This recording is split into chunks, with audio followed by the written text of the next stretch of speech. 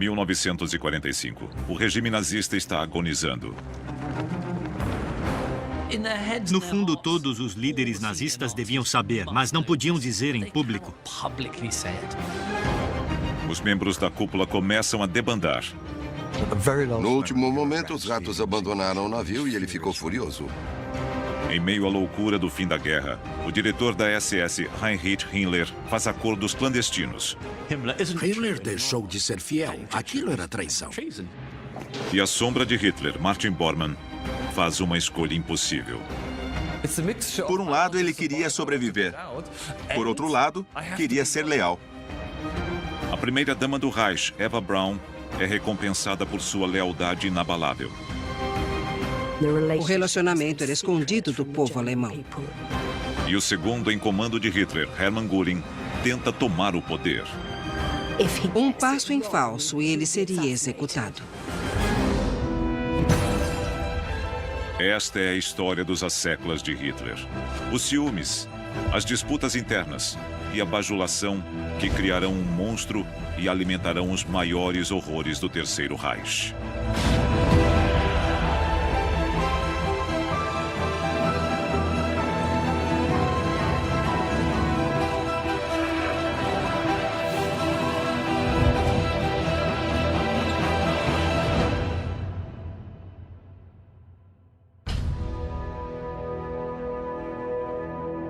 Abril de 1945.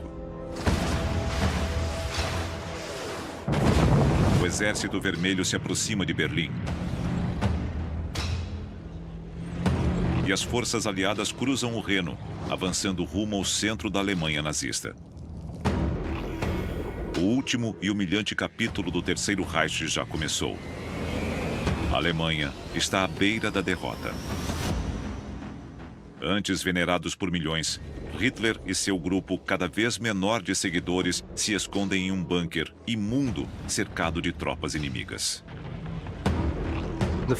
Nas últimas semanas do Terceiro Reich, a cúpula nazista se desintegrou. Era o fim. Eram os momentos finais de um império. Do Terceiro Reich restava apenas o nome.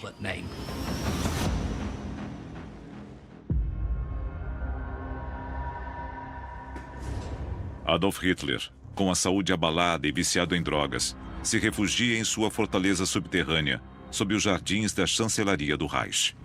Hitler estava entrando em desespero, mas não tinha perdido a capacidade de fantasiar. Ele dizia, com certeza podemos avançar pelo sudeste e romper o cerco a Berlim. De repente, ele se empolgava com um plano. E, obviamente, estava cercado de pessoas que não o confrontavam com a realidade. Da liderança original, apenas Martin Bormann, o secretário particular de Hitler, e Joseph Goebbels, o ministro da propaganda, continuam com Hitler em seu mundo subterrâneo. Mas hoje é um dia importante no calendário do Terceiro Reich. O aniversário de 56 anos do Führer. E eles aguardam visitantes. Os aniversários de Hitler sempre foram grandes ocasiões, com milhares de presentes enviados pelo povo alemão e comemorações com a cúpula do partido. E toda a cúpula foi até a Berlim devastada. O diretor da SS, Heinrich Himmler, foi um dos seguidores mais leais de Hitler. Mas passa os últimos meses longe da loucura no subsolo, morando em um sanatório 100 quilômetros ao norte de Berlim. Ele queria se afastar da desintegração que sabia estar acontecendo no bunker.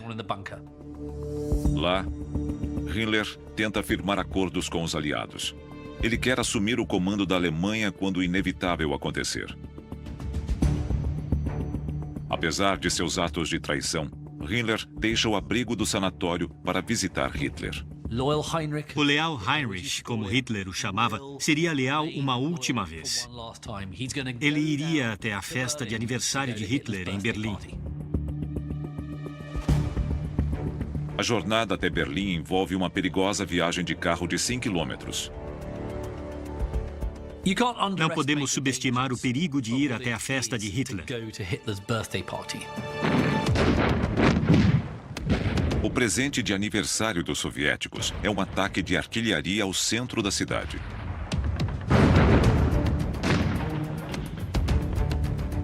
E ele não precisa ficar de olho apenas nos inimigos. Sua própria organização, a SS, está assassinando desertores. A SS e várias agências militares e policiais estavam enforcando pessoas por traição. De certa forma, é quando a Alemanha perde a guerra que o regime se torna muito mais perigoso. Ele concluiu que era mais seguro mostrar lealdade a esta altura. Mesmo para o diretor da SS, neste momento perigoso, é importante aparecer e manter a ilusão de fidelidade. Viajar de carro é arriscado, mas de avião é quase suicídio. Mesmo assim, o ministro dos Armamentos, Albert Speer, arrisca o voo traiçoeiro até Berlim. Era preciso sobrevoar território ocupado pelo Exército Vermelho e talvez até pelos aliados vindo do Oeste. E mesmo que ele conseguisse não ser abatido, teria que aterrissar não em uma pista, mas em uma rua no meio de Berlim, toda esburacada pelos morteiros e com incêndios em toda parte. A motivação de Speer para fazer o voo arriscado até Berlim também é intrigante.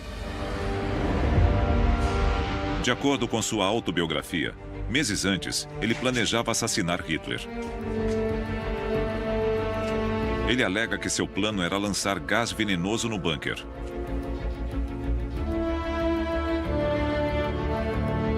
Mas uma nova chaminé, instalada como precaução contra gases tóxicos, frustrou a ideia. Talvez ele tenha pensado nisso e mencionado alguns subordinados.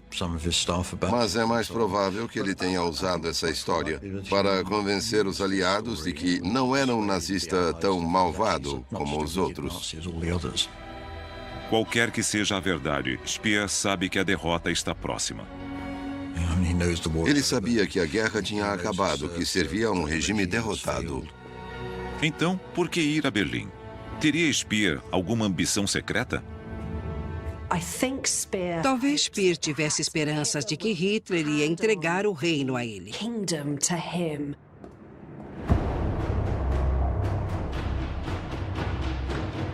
Parte do reino é o que já foi o prédio de maior prestígio do Estado nazista, a chancelaria do Reich. Agora, é uma ruína bombardeada.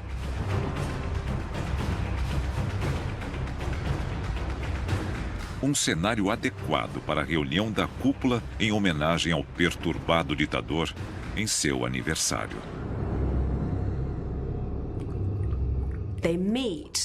Eles se reuniram em uma sala da chancelaria do Reich, o que foi extraordinário porque o bombardeio era tão intenso que ninguém mais ia aos andares superiores da chancelaria. E toda a mobília tinha sido retirada.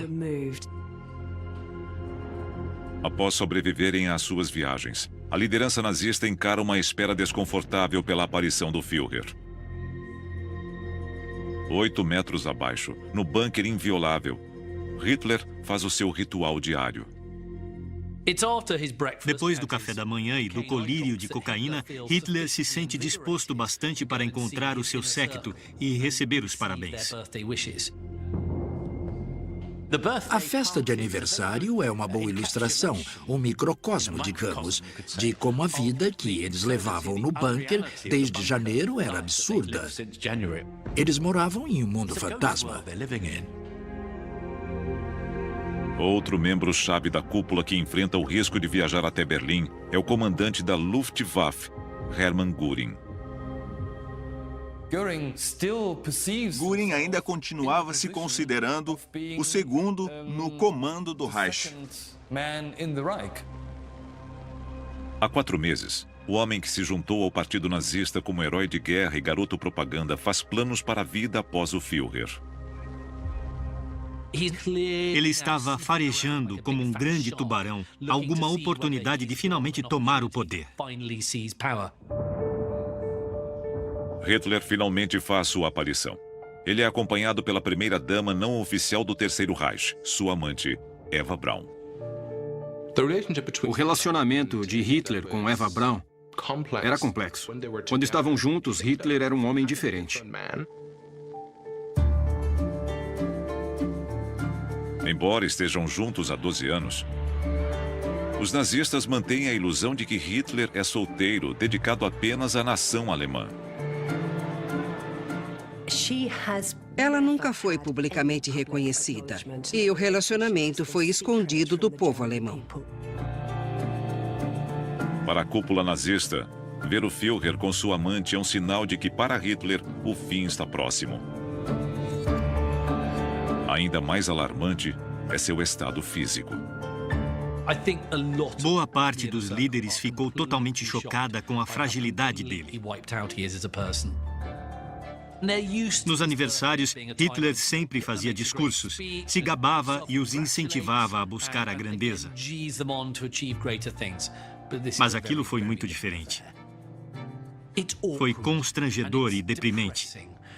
E o tempo todo a artilharia os lembrava de que o fim estava próximo.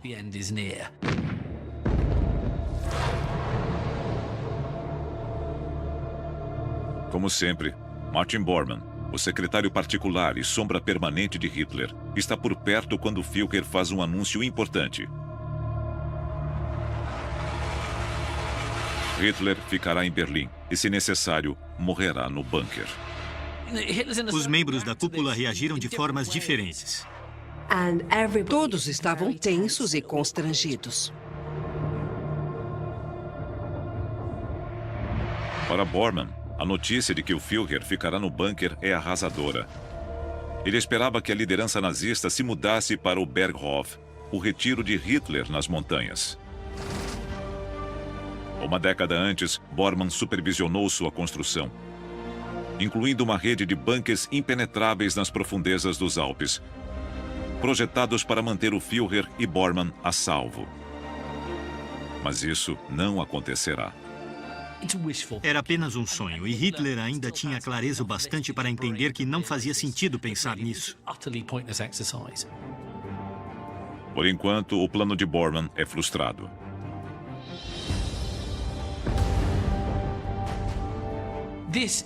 Isso foi, de certa forma, previsto por Wagner. É como as óperas de Wagner terminam, e todos eles sabiam. Mas Göring observa com interesse. Ele interpreta a afirmação de Hitler como uma renúncia e sua chance de assumir o controle da liderança. Estava claro que Hitler tinha ido para Berlim porque nunca ia se render. Ele preferia morrer em sua capital a ser visto fugindo. Göring, no entanto, não vê problemas na fuga. Na verdade, ele a planeja há muito tempo. Seus servos já transportaram seus espólios de guerra, cerca de 5.000 obras de arte. Ele mudou seus tesouros e pinturas de lugar. Tirou todo o seu dinheiro de bancos alemães. Naquela manhã, 20 toneladas de explosivos são espalhadas pela casa de campo de Göring, Karinhau. Se ele não pode aproveitar a mansão grandiosa, ela deve ser destruída.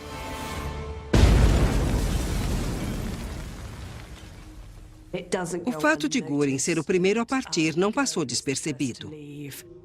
Era cada um por si. O outrora dedicado chefe da SS, Heinrich Himmler, sente que já provou sua lealdade ao partido. Agora pode se despedir como Göring e voltar ao seu próprio plano de fuga. Ele tentou se posicionar como um líder nazista pós-Terceiro Reich. Era fantasioso, delirante e, no fim, foi em vão. Mas mostra como Himmler estava distante da realidade. Na saída da festa, Göring aborda Himmler. Himmler não era o único que pensava em contatar os aliados. Göring também queria dizer ao Ocidente: fizemos besteira, mas os russos são uma ameaça a todos. Por que não se juntam a nós para enfrentar os russos? Ele tinha a ilusão de que seria tratado como um grande líder. Mas Himmler está bem mais adiantado. 5 dias antes, ele entregou 5.000 judeus aos aliados. Moedas de troca em um acordo arquitetado no sanatório, passando mensagens à Cruz Vermelha através de seu massagista. A arrogância de Himmler superava o medo de estar cometendo traição. Era o que ele estava fazendo. Se Hitler descobrisse que ele estava firmando acordos de paz por baixo do pano, negociando com judeus, isso era traição para Hitler, e ele seria enforcado com corda de piano. Himmler conta a Göring que agiu mais rápido e que vai se encontrar com o conde Folke Bernadotte, o vice-presidente da Cruz Vermelha sueca, naquela noite. Ele sabia que o fim estava próximo e não queria que outros se apresentassem como negociadores. Himmler diz que Bernadotte foi enviado para negociar por Eisenhower. Ele sabia que Göring era oficialmente o segundo em comando, mas ele queria assumir o poder. Então, Himmler percebe que estão sendo observados. E pelo mais perigoso dos rivais, Martin Bormann. O bajulador Bormann chegou ao poder através da manipulação, envenenando a mente de Hitler. Himmler sabe que se Bormann os escutou, seus dias estão contados. Naqueles dias finais, Himmler vivia em estado permanente de extrema ansiedade, porque ele sabia que, ao tentar negociar a paz, estava cometendo traição. Himmler sabe que precisa agir rápido. Ele dirige a noite toda até a costa do Báltico para 2 reuniões importantes. A primeira com o representante do Congresso Sionista Mundial. Espertamente, Himmler criou laços com o Congresso Sionista Mundial e com potências ocidentais através da Suécia. E o motivo era óbvio. Ele queria escapar e ter uma vida após o Terceiro Reich. A esta altura, o número de vítimas judaicas está alcançando 6 milhões e Himmler é o responsável. Mas há meses, ele tenta cobrir seus rastros. Em janeiro de 1945, Himmler, com a intenção clara de cair nas graças dos aliados quando a guerra acabasse, iniciou um programa de fechamento dos campos de concentração, demolindo os piores aspectos deles e tentando apresentar uma fachada mais humana aos aliados quando eles chegassem. Mas Himmler não tem como se distanciar totalmente das atrocidades. Sua reinvenção para se tornar o governante da Alemanha após Terceiro Reich depende destas reuniões com homens de ideologias radicalmente opostas. Por 45 minutos, Himmler tenta justificar as ações da Alemanha contra os judeus. Ele promete a suspensão das execuções e a entrega dos campos intactos aos aliados. Na segunda reunião de Himmler naquela tarde com o diplomata sueco conde Bernadotte, ele está cada vez mais paranoico. Ele estava em pânico, com a pistola no bolso e com medo o tempo todo de que os homens de Bormann surgissem a qualquer momento. Exausto, Himmler parte acreditando estar mais perto de uma reunião com Eisenhower. Mas o medo permanece. Ele foi seguido? Bormann sabe? Uma coisa é certa. Himmler está jogando um jogo muito perigoso.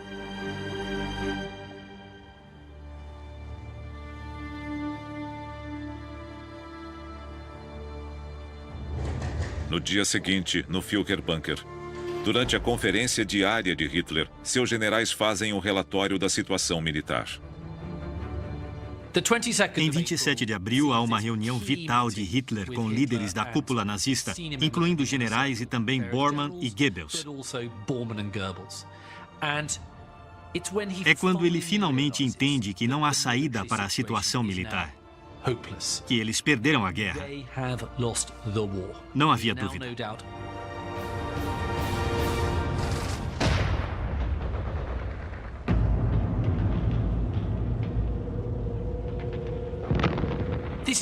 Foi um momento importante. Até então ele dizia, nós vamos vencer. Eu vou ser como Frederico o Grande. Eu vou rechaçar meus inimigos. Ele olhou para a situação militar e, mesmo sendo um dos piores comandantes em chefe da história, percebeu que era o fim da guerra. Goebbels, que foi leal desde o princípio, fica arrasado. Não há futuro sem Hitler, para si mesmo ou sua família. Hitler fez um discurso enorme que pôde ser ouvido em quase todo o bunker.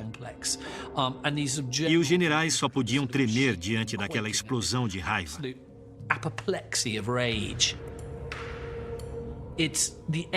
Era o fim daquela odisseia que os tinha levado da cervejaria até o bunker para terminar em tragédia e catástrofe.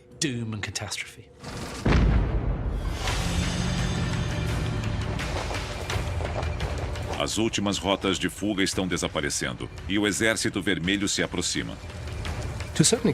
Podemos dizer que os realistas foram os que ficaram no bunker, porque eles entenderam que não havia saída. Cápsulas de cianeto são distribuídas para toda a equipe de Hitler. É quando Bormann entende que pode ter que morrer pela causa. Embora eles tivessem poucos dias de vida, Bormann nunca jogou em equipe. Ele nunca pensou no que podiam conquistar juntos. Ao contrário de pessoas que ficaram lá até o fim, ele não tinha nenhum interesse em morrer e queria continuar vivo. Era um dilema, ficar com Hitler ou cair fora. Ele queria fazer os dois, mas não podia. Por enquanto, Bormann está encurralado. Ele só consegue sonhar com a fortaleza nazista que construiu nos Alpes anos antes.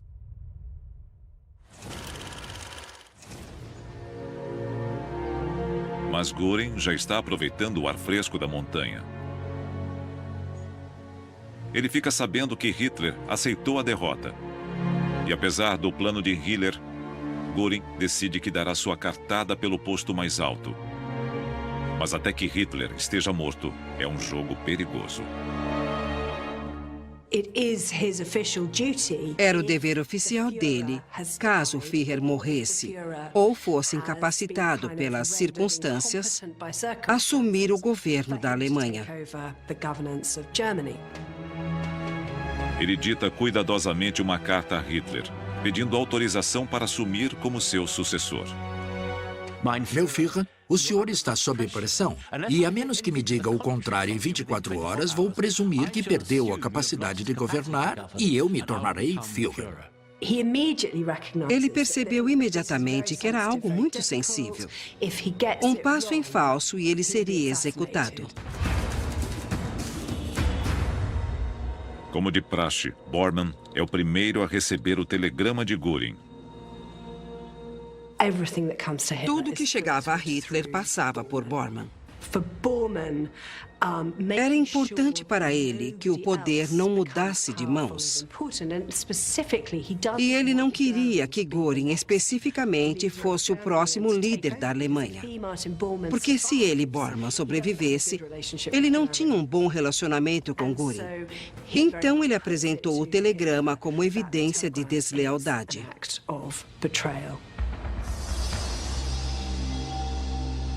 Bormann instiga Hitler a ver o telegrama como um ato de traição.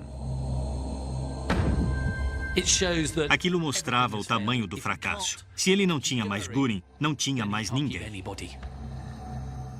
Apesar de cuidadosamente elaborado, o telegrama foi um desastre para Göring.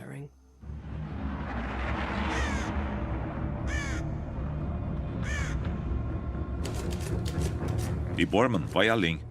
Ele envia uma mensagem a Göring dizendo: "Eu o proíbo de dar qualquer passo na direção que indicou."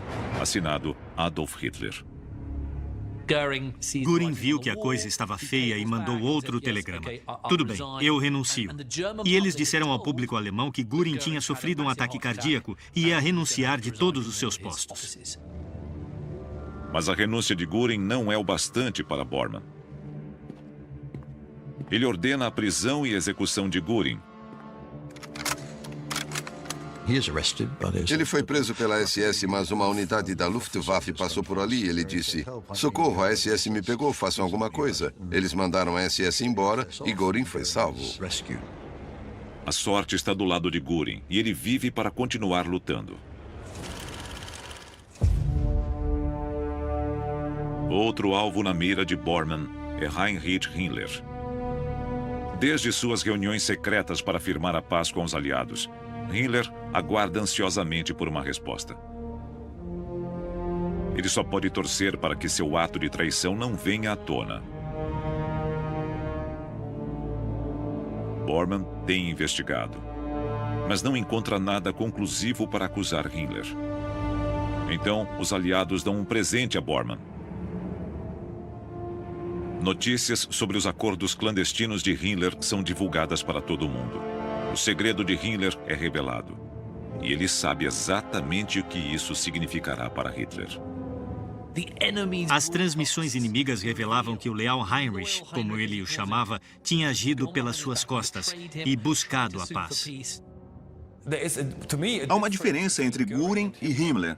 O telegrama foi apenas um erro de interpretação de Göring. Himmler estava realmente negociando com o inimigo. Hitler tinha se referido a Himmler como o único verdadeiro cavalheiro da Alemanha, ou seja, o único com quem ele podia contar. Ele não acreditava que Himmler o trairia. Mas era verdade. E encorajado por Bormann, o Führer destitui Himmler de todos os seus postos e ordena sua prisão. Para Hitler, a traição de Himmler é a maior de todas. Hitler ficou especialmente abalado porque sempre viu Himmler como o mais leal de todos. Ele o via como alguém em quem podia confiar até a morte. Em questão de dias, Bormann derrubou seus dois arquirrivais.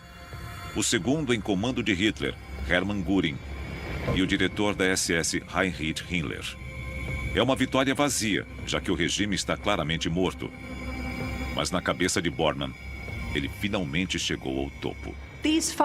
Aqueles últimos dias devem ter sido muito compensadores para Bormann, porque todos os rivais dele foram derrubados um a um. No fim, apenas ele e Goebbels ainda estavam lá. Agora, em meio à loucura subterrânea, Hitler se dedica à tarefa totalmente inútil de encontrar um novo sucessor para seu império nazista em colapso.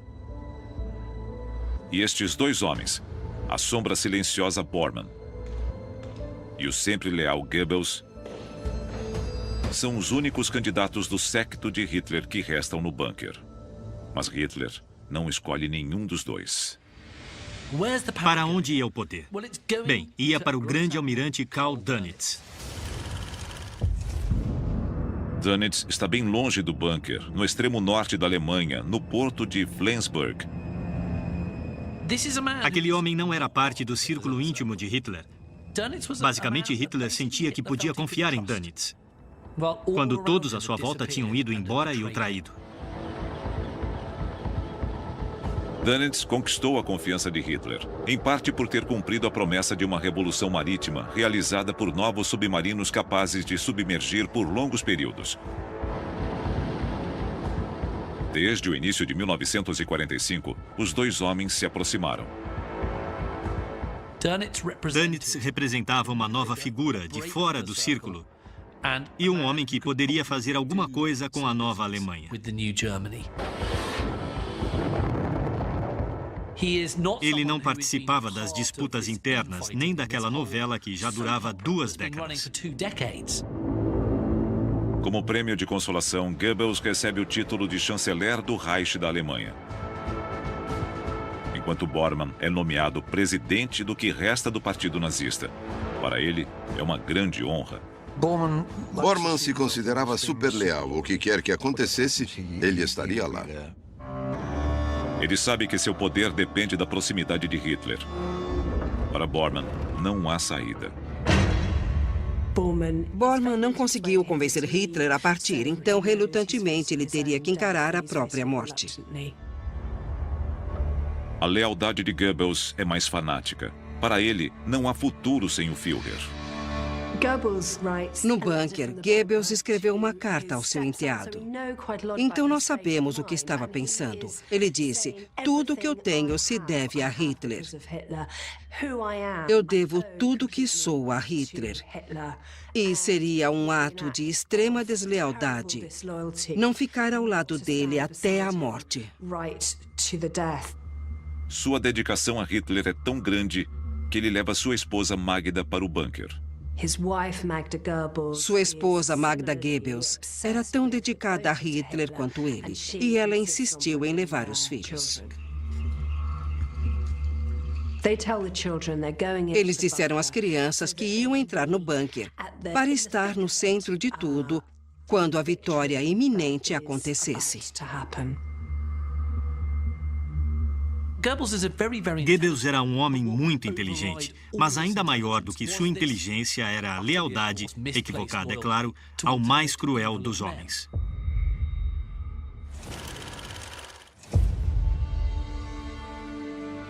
Mas há outro membro discreto, igualmente dedicado, do círculo íntimo de Hitler ainda no bunker. Sua companheira há 12 anos. E um dos segredos mais bem guardados da Alemanha nazista. Eva Braun era animada. Nós a vemos em viagens, nadando, fazendo yoga. Ela era uma pessoa extrovertida. Eles se conheceram em Munique quando Eva tinha 17 anos e era assistente do fotógrafo oficial de Hitler.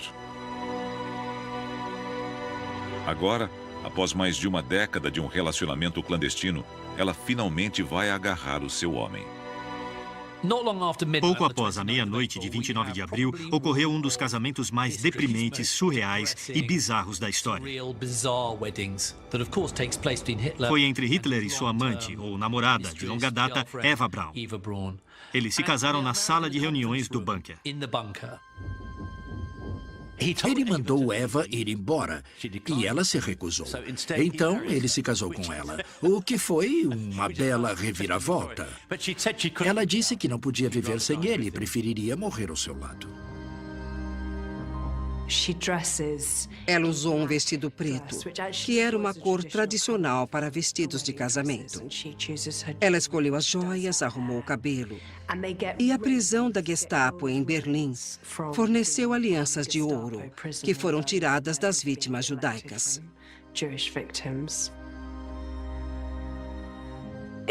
Imediatamente depois, eles foram comemorar. Mas Hitler deixou a festa rapidamente. E Eva Braun teve que beber champanhe com as secretárias.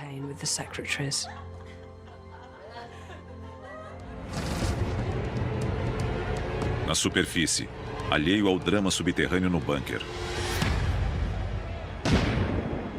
O povo de Berlim colhe os frutos de um regime desumano. A escala do sofrimento é terrível. A maioria passa fome. E todos vivem sob perigo constante. A paz é um desejo geral. As pessoas começam a destruir evidências de qualquer ligação com os nazistas. Fotografias de entes queridos uniformizados são rasgadas. Berlim estava em ruínas. A defesa de Berlim estava nas mãos da juventude hitlerista. Meninos de 15 anos tentando defender Berlim quase sem armas. E com os russos se aproximando cada vez mais por todos os lados. O núcleo de nazistas restantes está no bunker há quase 3 meses. E a disciplina não se mantém.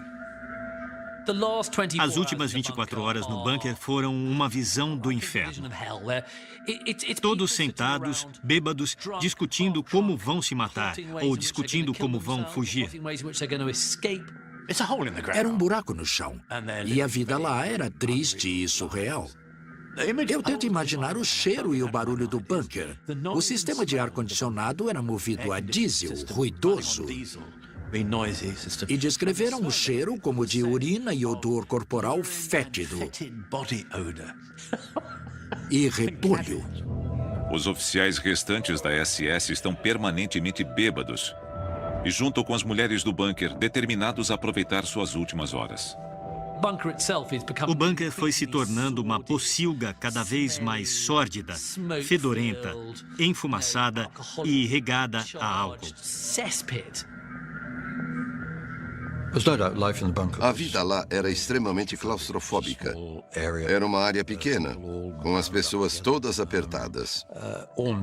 E sabendo que seu destino estava em jogo.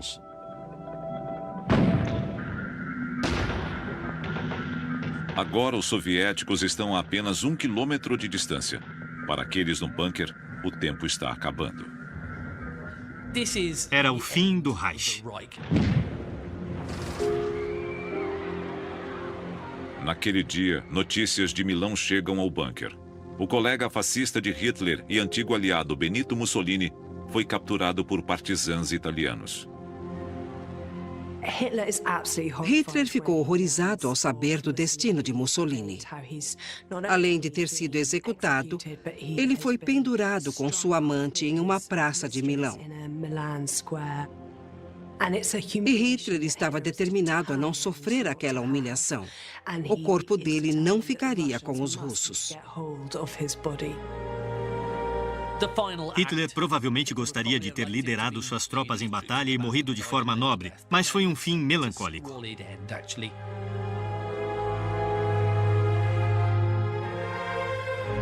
Hitler e sua nova esposa Eva voltaram aos seus aposentos com cápsulas de cianeto e uma pistola.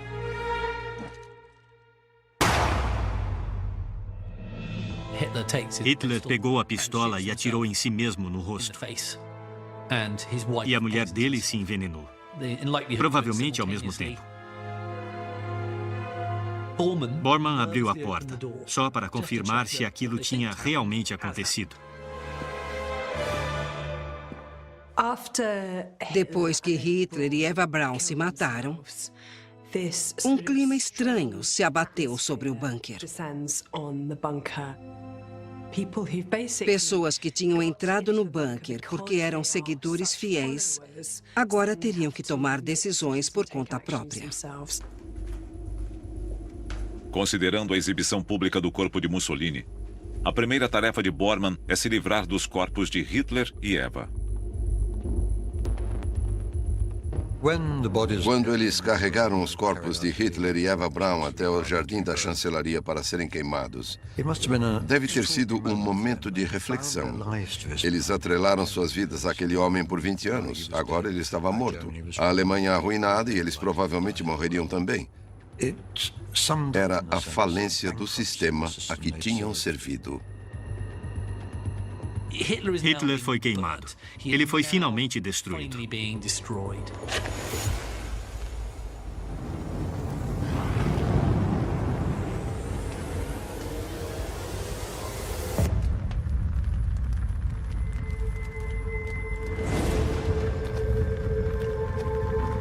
Agora que Hitler e Eva não passam de cinzas, há uma tarefa ainda mais difícil: informar ao mundo. Com frequência, quando um ditador morre, as pessoas em torno dele levam um bom tempo para aceitar o que está acontecendo e admitir publicamente. Eles fingiram que Hitler ainda estava vivo. Goebbels, o encarregado da comunicação do partido há uma década, mantém a boca fechada.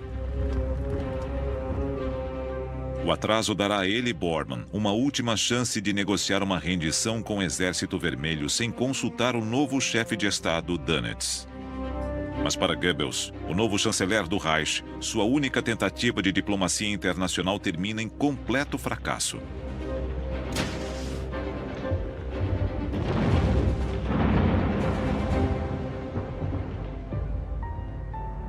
Só às 10h53 da manhã do dia seguinte, Bormann envia uma mensagem a Dönitz. E a notícia logo se espalha.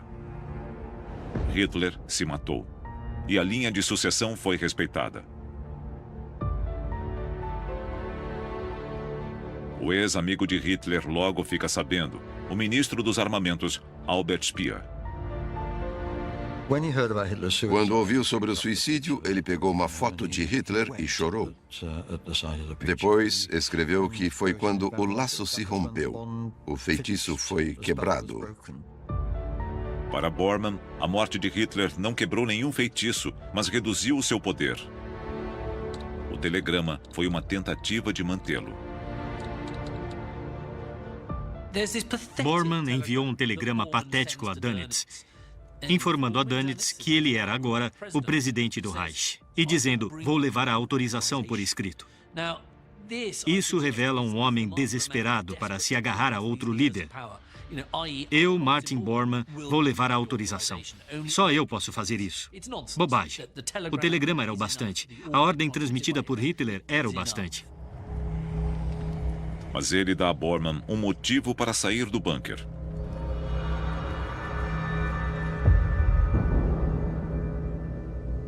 O fanático Goebbels e sua esposa Magda nem pensam em fugir. Só resta uma saída: seguir Hitler até o fim. Com a morte de Hitler, o novo chanceler da Alemanha, ainda que brevemente, Joseph Goebbels e sua esposa, sabiam que eram os próximos. Estavam apavorados. Eles iam morrer e um mataria o outro. Mas antes, precisam lidar com as crianças. Magda manda sedar os seus filhos e os envenena com cianeto. Ela não podia viver em um mundo sem o nacionalsocialismo. É um dos comentários mais fortes de alguém próximo ao poder sobre como o regime nazista sequestrou a racionalidade e a normalidade. Uma hora depois de envenenar seus filhos, Magda é vista jogando cartas. Pálida, de olhos vermelhos, sem expressão e fumando sem parar. Ela jogou paciência. Podemos pensar que desumano, mas o que mais alguém poderia fazer depois de matar os próprios filhos? Na mesma noite, Magda morde sua cápsula de cianeto. E Goebbels dá o golpe de misericórdia, um tiro na nuca. Depois, ele engole a própria cápsula e atira em si mesmo na têmpora. Foi uma prova de lealdade completa. Goebbels e Magda seguiriam o líder deles até a morte. Guardas da SS cobrem os corpos com gasolina, mas não há o bastante para queimá-los totalmente. Mesmo na morte, Goebbels fica em segundo lugar. Não havia gasolina suficiente para Goebbels. Então, o que resta de Goebbels é um cadáver carbonizado e contorcido, horrível. E não totalmente consumido pelas chamas, como seu mestre. Com todos foragidos ou mortos, a cúpula nazista agora é formada por um homem: Martin Bormann. Por décadas, ele espiona, manipula e faz o que for preciso para se manter no poder. Para Bormann, a autopreservação era o mais importante àquela altura. Ele jamais ficaria para morrer. O triunfo de Bormann ao final da guerra é vazio. Finalmente, nos últimos dias do Terceiro Reich, ele se tornou o segundo em comando, mas sabia que era o fim do partido. Bormann é o líder de um partido que não existe mais. Todo o seu poder se transformou em cinzas junto com o cadáver de Hitler. A única forma de recuperá-lo é fazendo a viagem de 400 quilômetros até Dönitz, em Flensburg.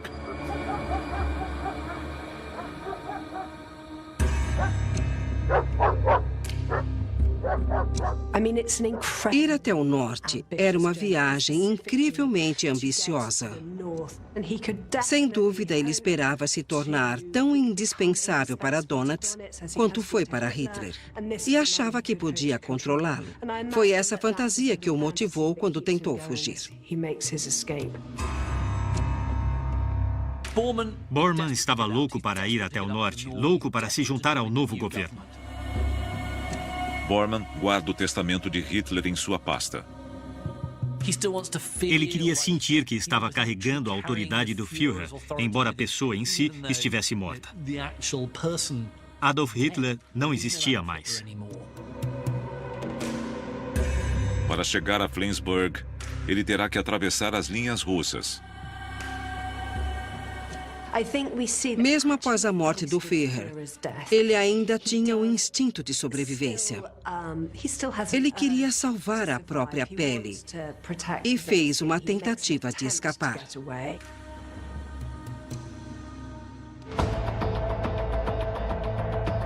Cinco dias depois, ocorre a rendição total e incondicional.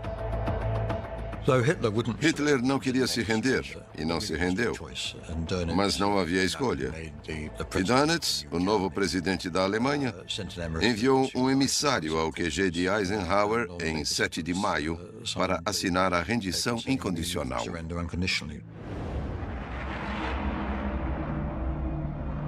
Quanto a Martin Bormann, ele não chega nem perto da base de Dönitz. Após sair do bunker de madrugada, testemunhas oculares afirmam que Bormann está apavorado, sem fala e desorientado. Os russos já estavam lá, e ele sabia que se fosse capturado, seria torturado e nunca mais veria a luz do dia. Acredita-se que, ao avistar as tropas soviéticas se aproximando, ele tira a própria vida.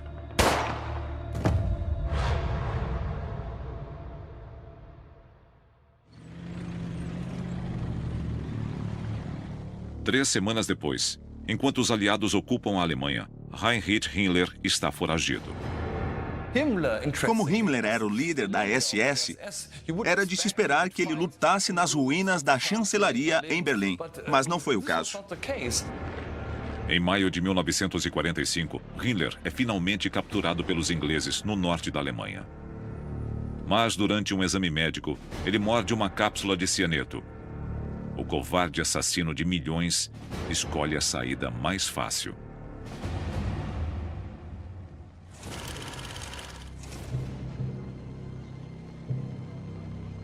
Hermann Göring, o extravagante ex-piloto de caças, também é capturado pelos aliados. Ele ficou ofendido quando pediram permissão para revistá-lo. Por ser um soldado e um líder da Força Aérea, ele alegava que devia ser tratado com honra. Göring é detido em um ex-hotel de luxo. Com sua arrogância característica, ele ainda acha que pode negociar um perdão. Göring acreditava, devido ao seu posto na hierarquia nazista, que podia fazer um acordo com os aliados e tratou os aliados como se fossem diplomatas, incluindo ele mesmo. Mas Göring está enganado.